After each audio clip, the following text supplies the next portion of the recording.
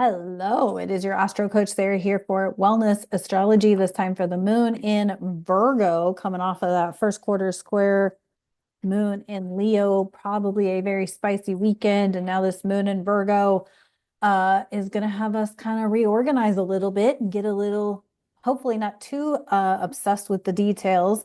Remember, you can take a step forward on something without having all of the game plan and in play.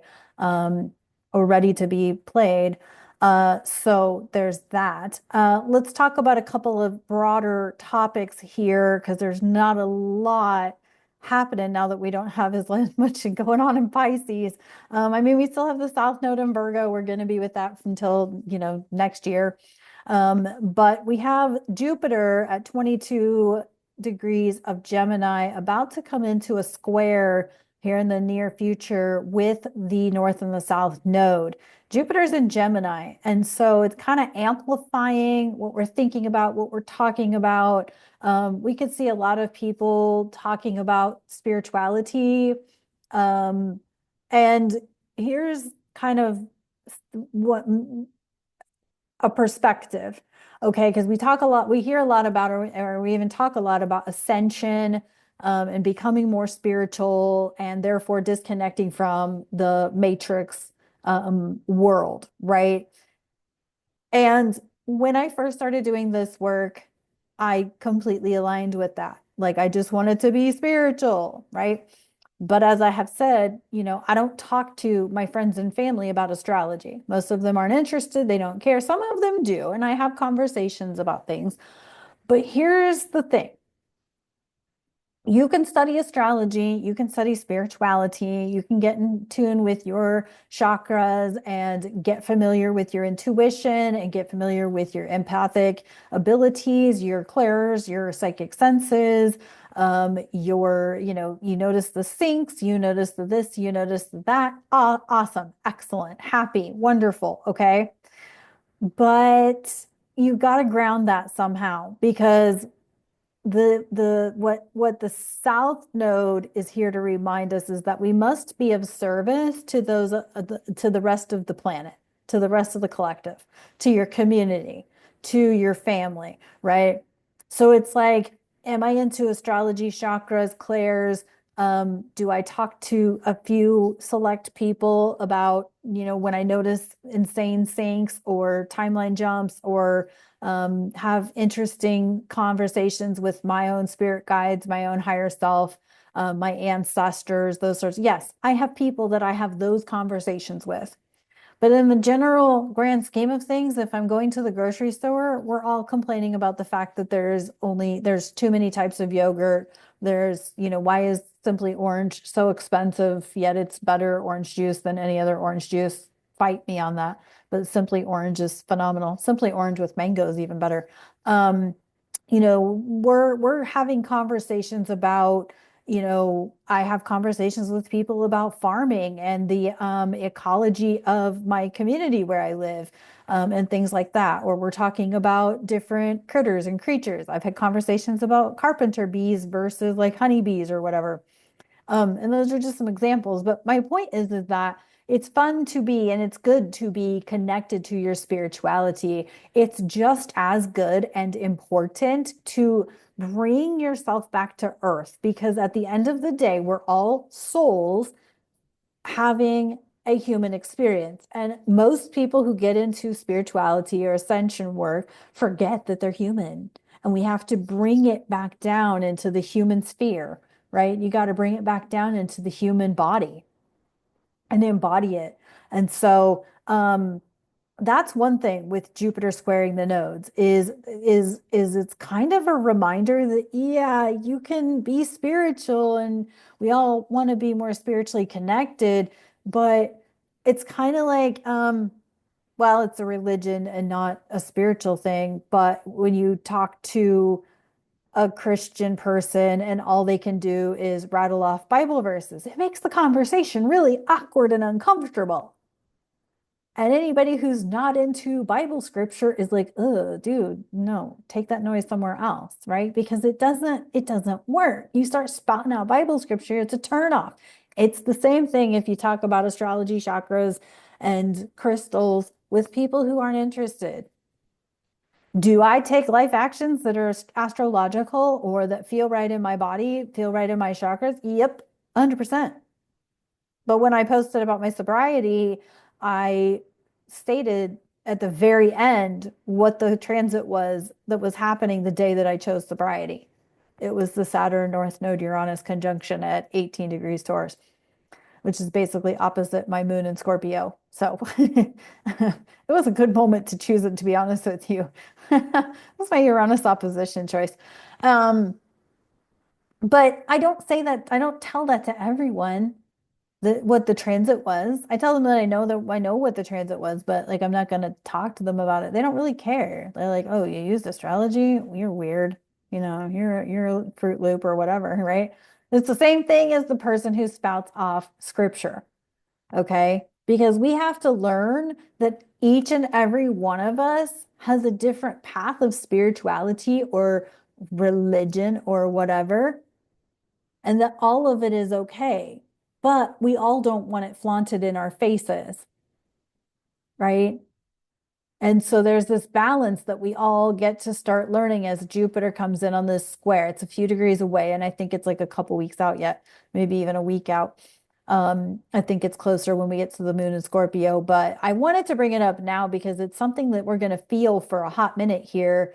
And with the moon in Virgo, which is kind of an invitation to, with the moon in Virgo, the sun in Taurus, it's really an invitation to remember we're on Earth. We're here to be on Earth. We're here to be of service on this planet to the other living beings, whether it's humans or animals, or even the trees and the plants. We're here to be with each other on this planet. And yes, have your spirituality, but it doesn't have to be like it doesn't have to overpower your conversations. So I would say also we have building, well, not building. I mean, it's going to be a thing for the next 10 months is the Saturn Neptune conjunction. They're about 2 degrees apart right now. Well, maybe it's a little more than that. But I think it's something that I'm going to start talking about because it's going to be an ongoing transit that we're looking at for the next 10 months or so.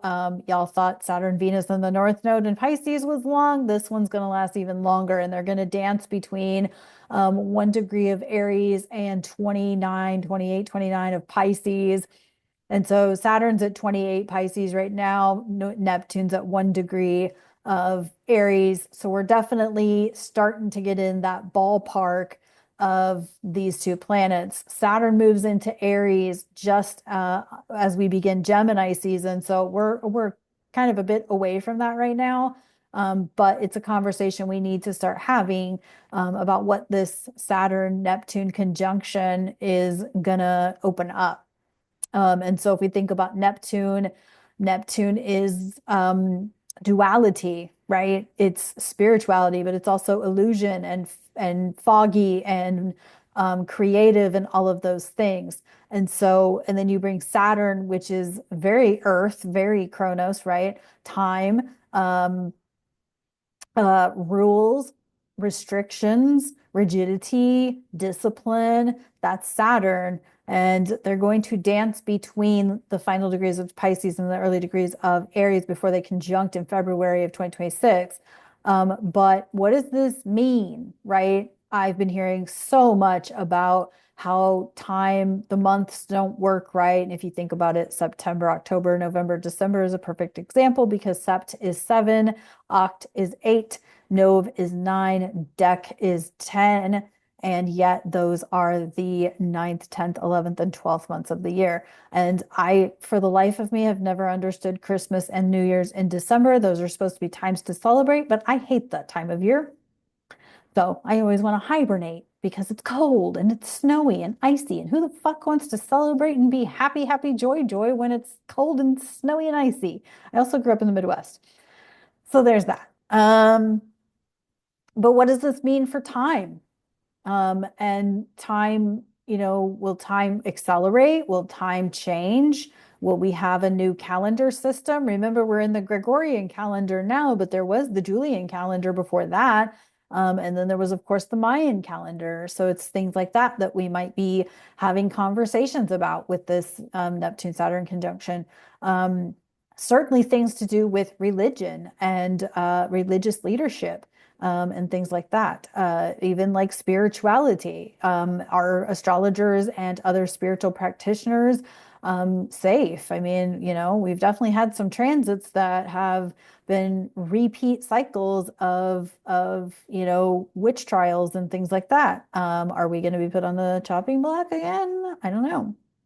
But I'll tell you this much, the best witches are the people you don't even realize are witches because we're practicing our crystals and our herbalism and our chakras and stuff, and you don't even really know it because we don't flaunt it unless we flaunt it on social media. But, you know, um, so it's just some things to start thinking about with the rest of this year. And that's also going to bring a hell of a lot of energy into Aries, which is a fire sign throughout this summer. And that could get really interesting. So, but anyway, for the next couple of days, I would say, really look at and feel into where are you being of service to yourself and to others, and not just other humans, but to animals and whatnot. Funny because this is what, the 5th through the 7th, and I have a dog sit during this forecast. So, where are you being of service? Because as selfish as you might want to be and antisocial and disconnected, none of us can do this life without other humans and other animals, other critters, plants, and all of those things. And so it's really important that we remember to stay connected to other earth beings. So there you go. All right, let's see what's up with the tarot. Sorry, I really needed a drink of water. Um, well, I guess sorry, not sorry, because I really was thirsty. All right, let's see what's up with these tarot cards for this moon in Virgo. I feel like for some people, the energy that we're experiencing right now, some people are going to handle it really, really, really well.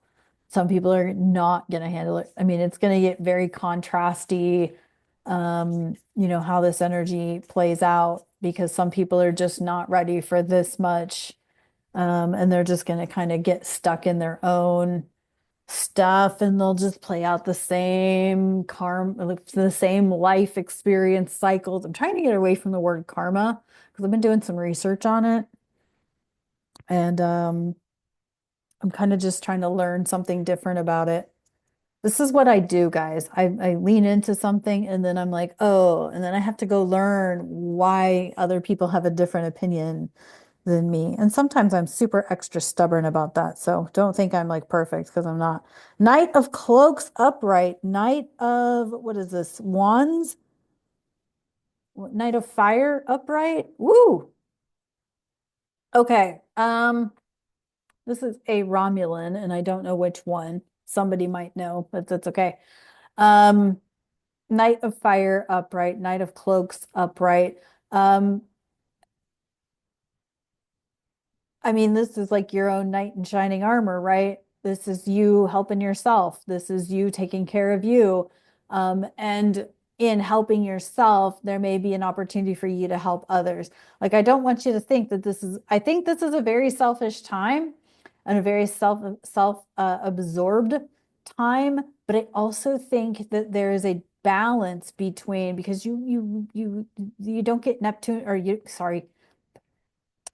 don't get Pluto in Aquarius without there being a community aspect, right? Yes, there's a lot of Aries, and yes, there's a lot of focus on the self, but again, we can't do this life without socializing with others. We need that human connection. And we're heading into a very social time. Introvert isn't going to work anymore. Virtual reality is not going to work. I mean, there's going to be people who still participate, and I will to my own extent.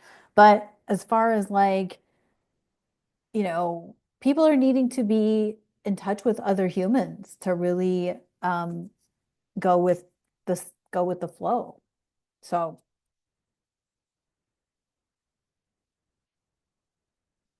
this is, oh, and the Knight of Starships upright. Well, we've got a couple of knights here. I always forget who this is. She was in like one friggin' episode of Next Gen. So we got the Knight of Cloaks and the Knight of Starships. So the Knight of Fire and the Knight of Water. Interesting. Because Neptune is in Aries and he is the dispositor or the ruler of the North Node in Pisces. Um,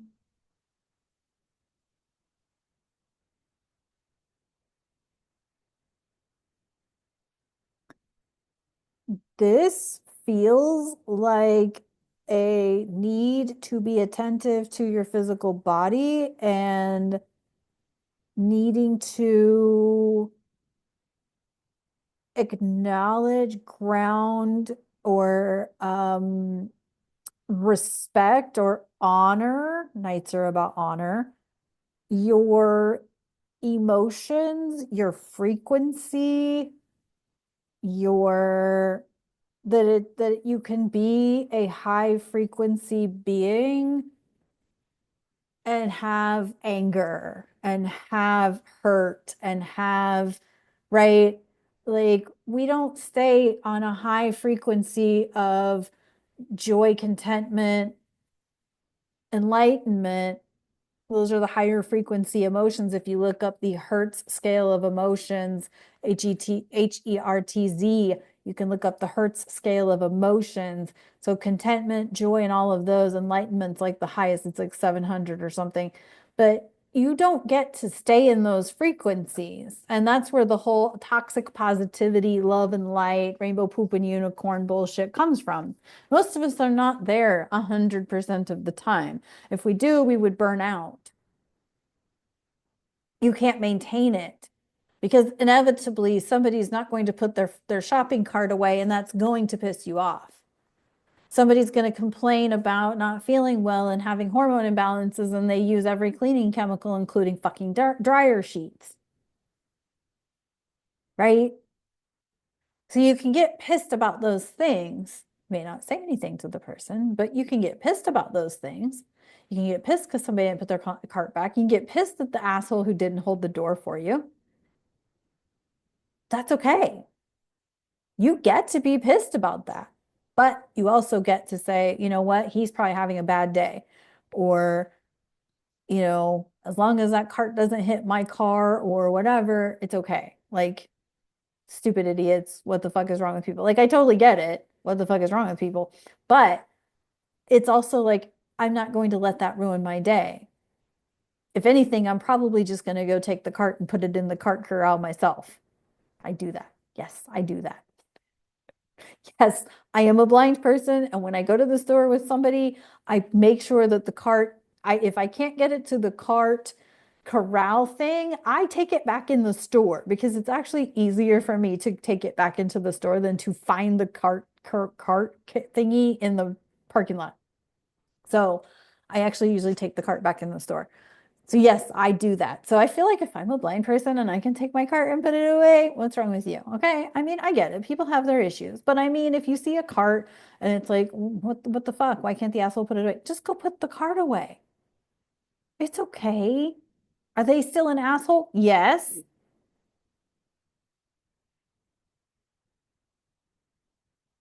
Anyway.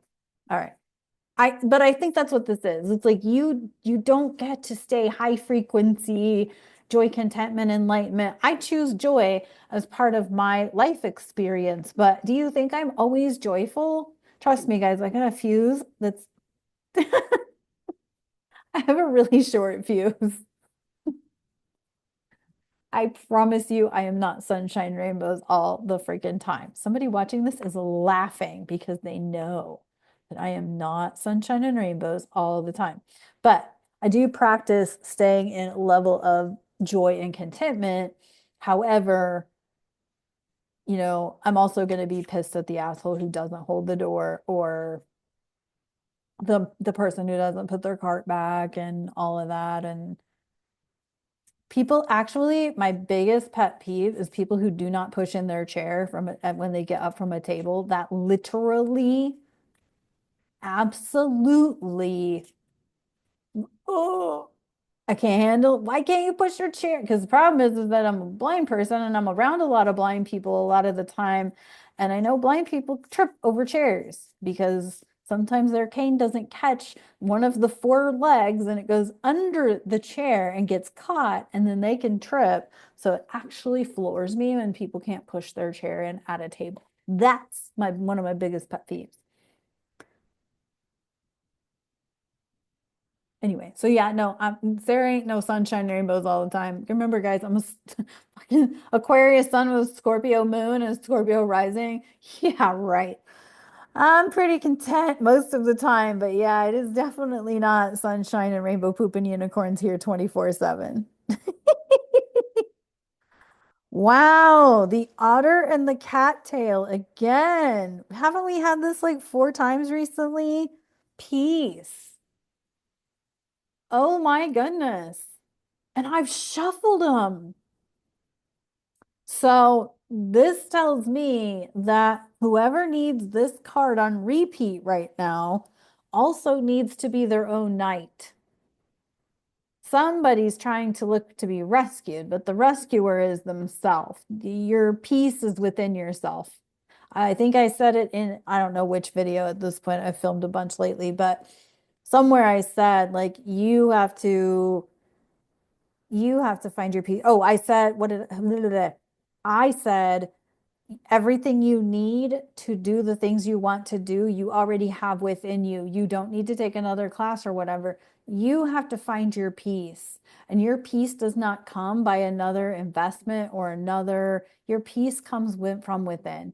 It comes from within you. It comes in your heart. It's in your soul. It's in your body. So anyway, all right, that's what I got for this moon in Virgo. Thank y'all so much for tuning in, and I'll see you on the next video. Take care.